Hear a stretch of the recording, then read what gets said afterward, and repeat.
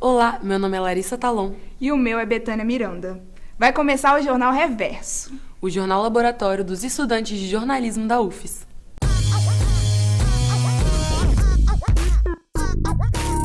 Recentemente, uma aluna de uma universidade particular do estado sofreu assédio de um homem que também estudava na instituição. Esse não é o primeiro caso de assédio no ambiente acadêmico. A UFES não fica de fora do grupo de universidades em que alunas já sofreram algum tipo de intimidação, tanto por estudantes quanto por docentes ou por quem frequenta o ambiente universitário. Teve um dia que eu entrei na aula, eu acho que eu cheguei atrasada, não lembro, e aí ele parou de falar para poder me acompanhar da porta até eu sentar, assim.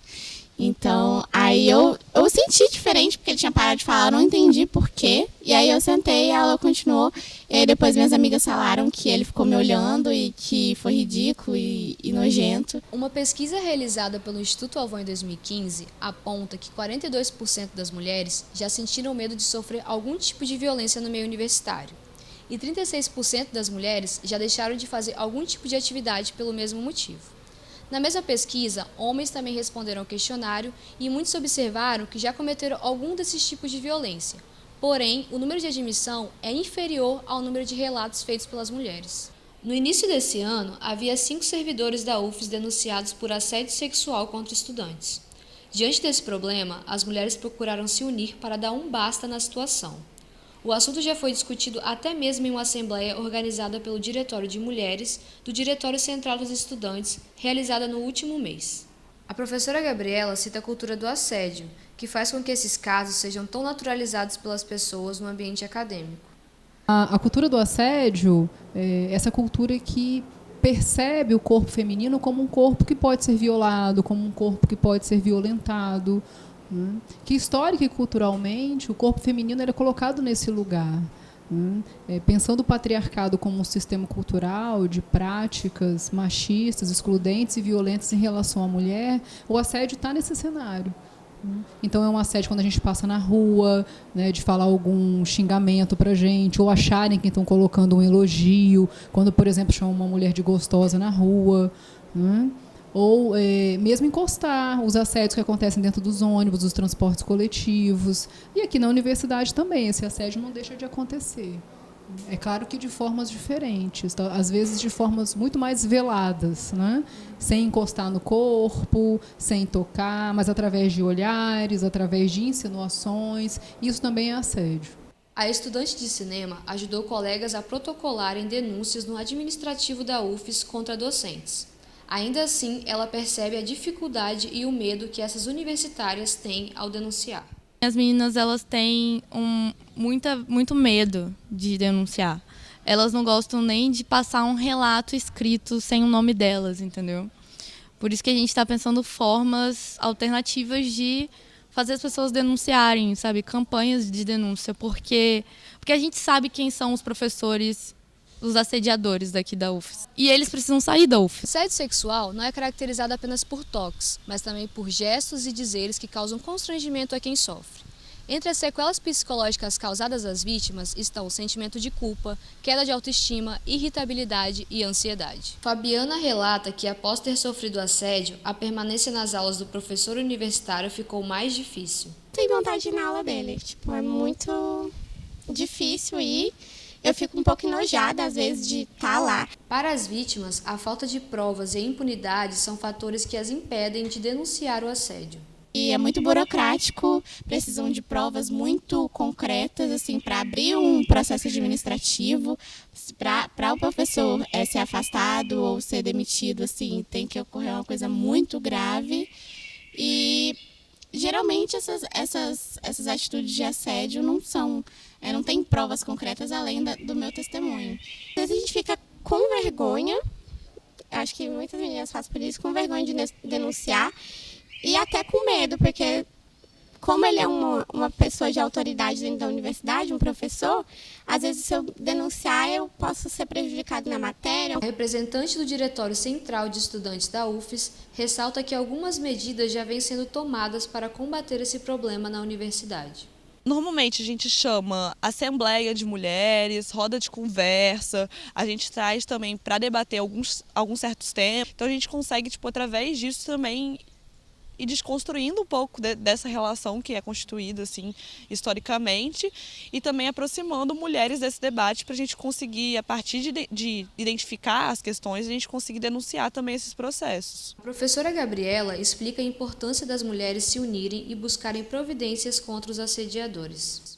Eu reforço da importância das mulheres estarem em grupos femininos, né, em grupos de mulheres, conversando entre si, falando daquilo, né, que incomoda, estudando teoria feminista. Estudar a teoria feminista contribui muito para que a gente possa se entender e perceber que muitas vezes esses desconfortos nossos são, na verdade, atos de violência contra nós, físicos e simbólicos. Então, entender isso é super importante para que a gente possa também combater, né, e combater de maneira direta. Então, se você passa por essa situação hoje, não se cale, né?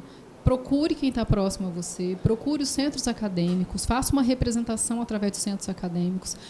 O corte de verbas feito pelo Ministério da Educação reduziu o orçamento das universidades e institutos federais. A contenção de gastos afeta pesquisas científicas, projetos de extensão e colabora para o sucateamento dos laboratórios de pesquisas e outras áreas da universidade. Salas vazias no horário em que normalmente os alunos estavam estudando. Essa é a realidade dos laboratórios da UFES após os cortes no orçamento. Sem verbas para custear monitores e pesquisas, os laboratórios tiveram seu horário de uso reduzido e agora passam a maior parte do tempo trancados. No final de abril deste ano, o Ministério da Educação anunciou o contingenciamento de 3,5% do orçamento destinado às universidades e institutos federais. O corte da verba também atingiu os gastos não obrigatórios dessas instituições, afetando desde a manutenção, como energia e limpeza, até a realização de pesquisas e a compra de equipamentos. No segundo semestre, ainda houve uma intensificação dessas medidas e bolsas de pesquisas foram cortadas. Diante desse quadro de precarização do ensino público, estudantes e até mesmo a população são prejudicados pelo sucateamento das pesquisas. A Pró-Reitoria de Extensão da Universidade Federal do Espírito Santo, por meio de nota, se manifestou dizendo que é inegável a importância dos projetos de extensão da UFES para todo o estado do Espírito Santo, principalmente nos benefícios a toda a população. Dentre essas ações da universidade está o Lab Águas, que realiza pesquisas no tratamento de águas e resíduos. Uma das coordenadoras do projeto de pesquisa do laboratório expõe as consequências dos cortes.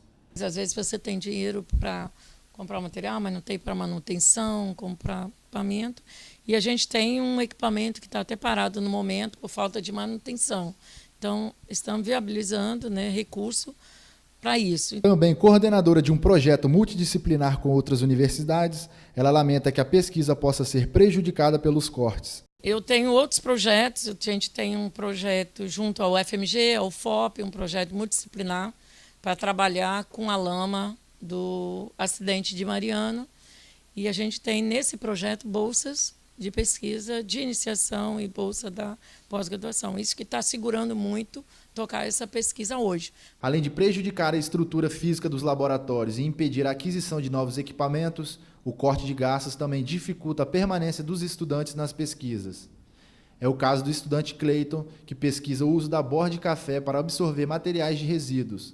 Este projeto, desenvolvido no curso de Química do campus Goiabeiras, utiliza materiais reciclados no tratamento de rejeito. Devido a esse corte de bolsas, né, que eu venho tentando, não consegui, felizmente, para complementar a minha renda hoje, atualmente moro com minha mãe, vive de aposentadoria, então para satisfazer a nossa renda, ela faz os bolinhos e eu vendo aqui na UFES, para meus colegas, para meus professores aqui do curso. Se por um lado alunos extensionistas precisaram sair dos projetos, por outro, a procura por eles também diminuiu.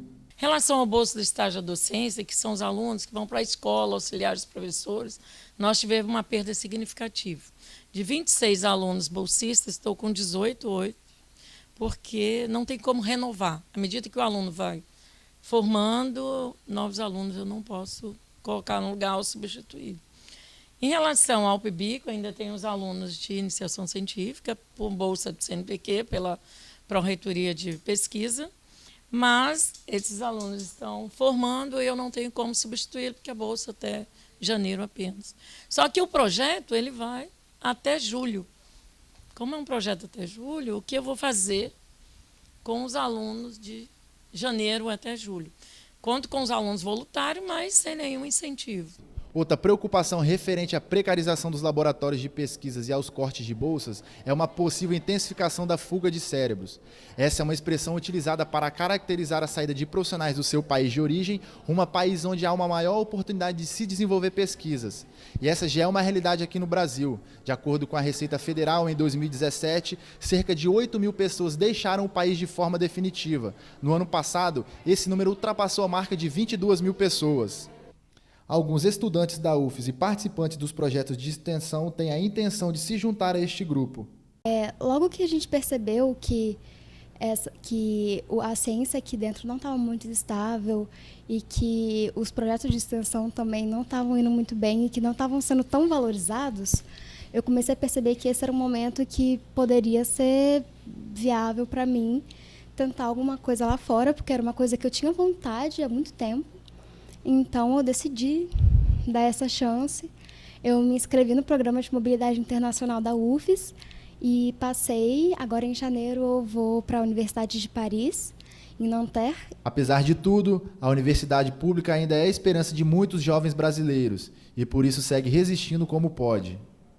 Este ano, a Universidade Federal do Espírito Santo conquistou uma posição no ranking mundial de universidades, em inglês, do World University Rankings. Anualmente, a revista britânica Times Higher Education, que é associada ao jornal The Times, publica o ranking. E agora o Brasil é o 7º país com o maior número de universidades classificadas. Apesar do grande prestígio que era estar entre as 46 universidades brasileiras dentro da lista, a UFES passa por uma de suas piores fases, enfrentando diversos cortes que influenciam diretamente na sua qualidade de ensino e pesquisa. Estudantes e funcionários da UFES explicam o que significa estar nesse ranking e como as recentes atividades do governo federal tornam mais difícil se manter em um patamar elevado de ensino. Eu vi recentemente que a UFES saiu no ranking da Times Higher Education, de melhores universidades do mundo. Eu acho que o impacto é muito mais social do que para mim, porque a gente vive num governo que constantemente faz ameaças, faz ataques à universidade. Então, é uma prova assim que a universidade, do valor da universidade. Um pouco de orgulho para a gente estudar na universidade, porque a gente vê muito do pessoal de fora falando que aqui dentro acontecem coisas que a gente sabe que não é verdade, e eu acho que com esse tipo de coisa, e acaba circulando assim nos noticiários, nas redes sociais, traz um pouco de credibilidade para a gente falar que não é daquele jeito que acontece que as pessoas pensam, que aqui realmente se desenvolve muito projeto para a sociedade e que aqui tem um ensino de qualidade, sim. Em questão assim de alunos, era muita oportunidade que os alunos tinham para estar em projetos, né? Também para permanecer o próprio aluno na faculdade.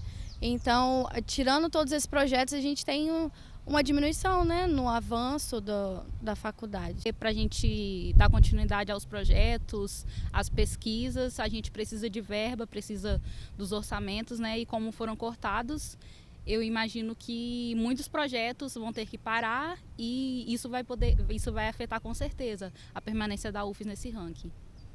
O ranking da Times Higher Education é uma lista das melhores universidades do mundo, baseado nos critérios Teaching, que são os professores, Research, que são as pesquisas, Research Impact, que são os impactos dessas pesquisas, Industry Income, que é a renda gerada a partir das atividades dessa universidade, e International Mix, que é o impacto que essa universidade gera fora de seu país de origem.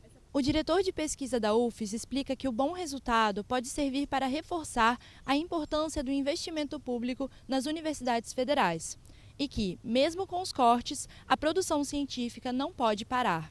Um número crescente. Esses dias nós soltamos uma matéria mostrando que a UFES cresceu 202% na produção de artigos científicos, comparado 2018 com 2009, enquanto no mesmo período o Brasil cresceu 87%. Então, baseado no índice de produção científica, nós crescemos mais que o dobro do Brasil. E, se observar os números, os gráficos, mostram que é um crescimento contínuo, de em média de 20% ao ano. Então, a gente acredita, e tem quase certeza disso, que esse crescimento ainda vai vigorar por alguns anos, apesar, né, dessa crise que o país enfrenta, principalmente as universidades.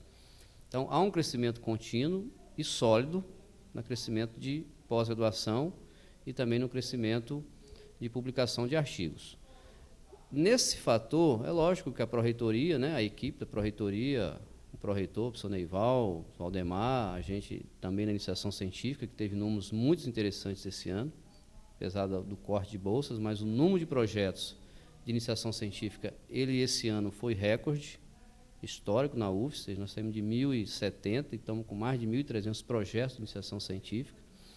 Então, assim, a Pró-Reitoria, a PRVPG, tem feito a sua parte, que é usar de forma bem discutida e bem distribuída os recursos que nós temos, através da pós-graduação e também na iniciação científica. Mas não foi apenas no World University Ranking que a qualidade de ensino da UFES obteve destaque nos últimos anos.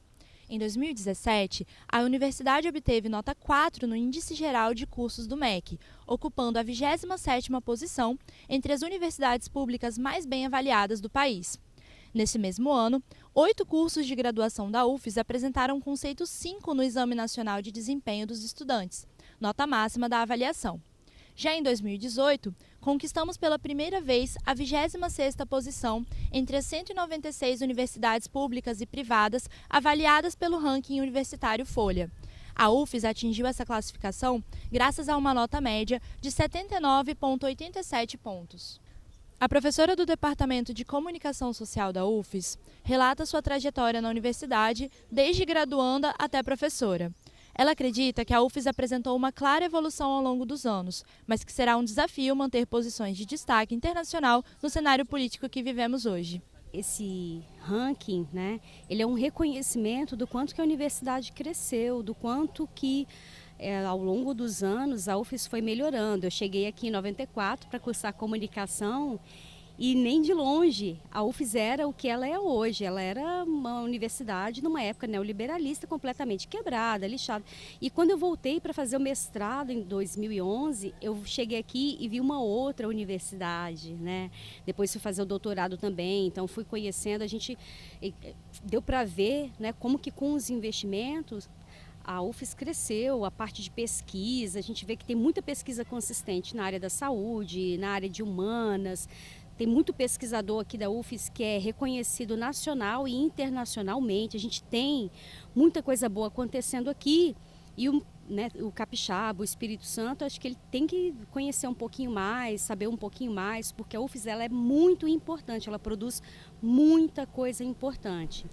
O Exame Nacional do Ensino Médio e a virada de ano se aproximam. Com eles, chega o momento dos estudantes do ensino médio escolher o curso superior. Mas a pressão familiar e as dúvidas quanto ao futuro podem dificultar a escolha. Escolher um curso superior pode não ser uma tarefa fácil. O medo perante as perspectivas de carreira, a família e a pressão financeira, além da dúvida em meio a tantas opções de curso, são as principais influências que tornam a tarefa de escolher o futuro ainda mais complicada. É o que conta o estudante Daniel Elias, de 18 anos, que está no último ano do ensino médio e deve ingressar na universidade no próximo ano. A pressão familiar, que ele descreveu como normal, não escapou do seu momento de escolha do curso. Em relação à pressão, eu acho que todo mundo tem, eu acho que é normal, no quesito de vestibular.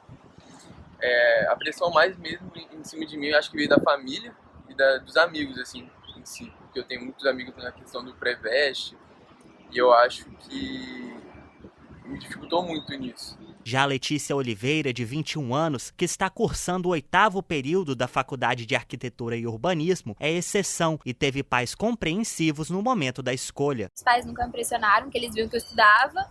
A questão financeira não era meu alvo principal, mas ajudou bastante. Mas na hora de escolher o curso, em meio a tantas opções, veio a dúvida. Eu estive em dúvida uma época entre medicina, engenharia civil, mas sempre foi arquitetura. Assim, quando eu descobri mesmo o que era medicina e o que era engenharia civil, eu percebi que eu sempre quis arquitetura. De acordo com um levantamento publicado pela revista de graduação da Universidade de São Paulo, a USP, os principais fatores que são levados em consideração no momento da escolha do curso superior e da profissão são a afinidade com a área de atuação, o piso salarial e a situação do mercado de trabalho.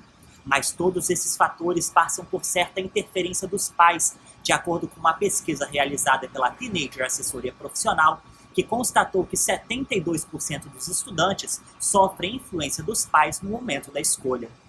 A situação do Espírito Santo não é diferente das mostradas nas pesquisas paulistas. Elô Manato, que trabalha com adolescentes há 46 anos, é diretora de atendimento aos alunos de um colégio particular de Vitória e se dedica exclusivamente a orientar os estudantes na decisão do curso e carreira. Ela afirma que a família desempenha um papel crucial na escolha, voluntária ou involuntária, da graduação. Hoje em dia, o que eu vejo no meu trabalho é que ainda tem pais que exigem que o filho faça medicina, porque medicina é uma das poucas áreas que você ainda meio que garante um certo emprego. E isso é muito triste, porque eu tenho um aluno que só chora, porque ela não quer fazer medicina. Para uma escolha e carreira bem-sucedidas, Elô dá suas dicas essenciais. Também falo com os alunos, para eles conversarem com profissionais de várias áreas, saber mais sobre o curso. Nós temos faculdades que são parceiras, que também deixam os alunos irem conversar com coordenadores de cursos, ver como é que são as emendas dos cursos, para eles pegarem, eles têm que buscar muita informação. Outra coisa, sair também da mesmice, porque tem mais de 200 tipos de carreira, e eles ficam só na medicina, engenharia, direito, arquitetura ou psicologia. Mas, sobretudo, após observar seus alunos e ex-alunos por 46 anos, a felicidade é ainda o que deve falar mais alto na escolha. Levar em consideração que você tem dom para fazer o que você gosta, para mim é o mais importante. Outubro é o mês da conscientização sobre câncer de mama. Para enfrentar a doença de forma mais leve, voluntários e pacientes se unem para realizar atividades relaxantes e revitalizantes, além de compartilhar experiências. Quimioterapia, radioterapia, perda do cabelo, todo o processo do tratamento contra o câncer é exaustivo e doloroso. Conceição enfrentou um câncer metastático e passou por 19 cirurgias. Ela conta o que a ajudou a enfrentar esse momento. Nos piores momentos da minha vida, né? Foi quando eu descobri que tinha câncer e o Hospital Doro Silva me mandou para cá. Aí, ali do hospital, quer dizer, o ambulatório era aqui antigamente, né? Hoje, já curada, ela ajuda outras mulheres que enfrentam a doença na Casa Rosa. Aqui, as participantes fazem diversas atividades, como artesanato, reiki e confecção de perucas. Esses momentos ajudam a transformar a situação delicada em um momento de encontro. Ali a gente se representa com um abraço. Eu não sabia abraçar. Eu não conseguia abraçar as pessoas. Hoje eu consigo dar o meu abraço, porque nós aprendemos esse abraço, calor humano. Eu aprendi aqui. Nós que somos pacientes, aqui nós nos se tornamos como amigas de tratamento ou como colegas. Aqui nós se tratamos como família. Quando se trata do câncer de mama, ainda há, em muitos casos, a retirada do seio, o que afeta diretamente o psicológico das mulheres que o enfrentam. Ana Beatriz Mariano, profissional da área de psicologia, explica a importância da saúde mental durante o tratamento. Os grupos eles são muito importantes. O papel do grupo inicial é compartilhar experiências. São mulheres que, ao entrar para participar de grupo, de terapêutico ou não, de mulheres com câncer, a partilha de experiências é algo muito rico, porque tanto ajuda essas mulheres a enfrentar o que se passa no tratamento, desde o que ela sofre com o tratamento, com os próprios sintomas e outras coisas também que as afetam, principalmente aquelas que sofrem a mastectomia total, que também tem um componente psicológico, de dor psicológica aí muito maior do que, gerando todo um outro quadro de consequências. Então, o papel do grupo é de fortalecer essa mulher que está com câncer de mama, bem como também de ajudá-las a cada uma a enfrentar o que estão vivendo. Por se tratar de uma campanha tão importante, as mobilizações acontecem por toda parte.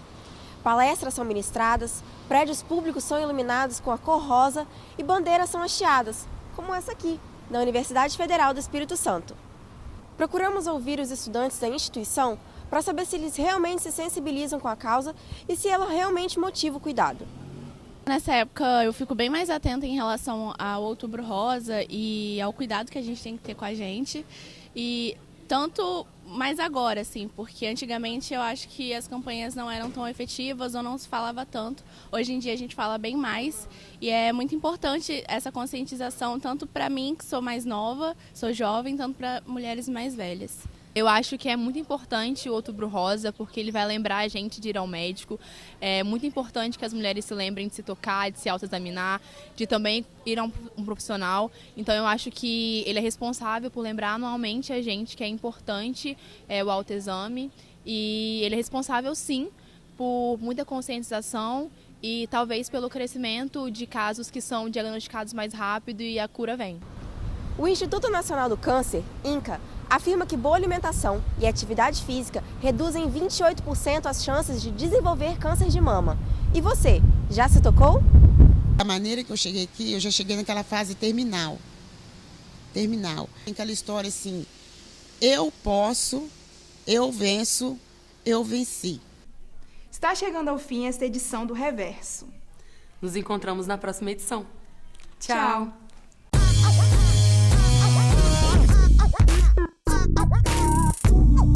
Boy.